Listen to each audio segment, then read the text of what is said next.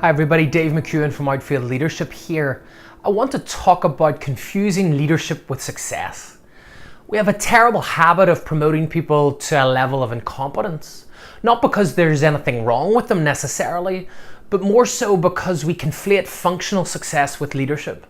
So a good salesperson becomes a sales manager, a good sales manager becomes a sales director, a good sales director becomes a sales VP.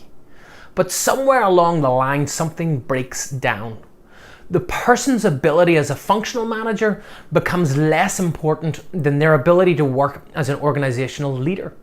At some point, that individual needs to elevate their horizon of focus away from managing their team, and probably doing a good job of that, to managing laterally.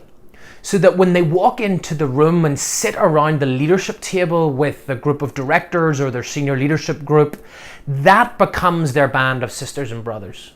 They become just as, if not more important than their functional group. In fact, at a certain point in the leader's growth, you shouldn't get any more brownie points for being able to manage your function. That's just your job. That's just what gets you a seat at the table. Where you succeed is in your ability to manage across the organization, to break down barriers, bust silos, and solve complex cross-functional issues. And that's easier said than done.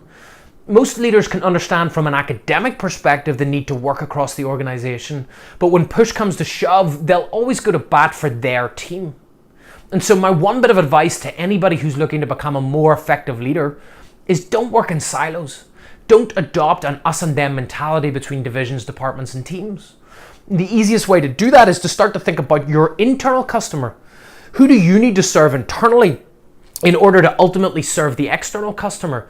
Who do you have to pass the baton to regularly to ensure that you don't drop the ball?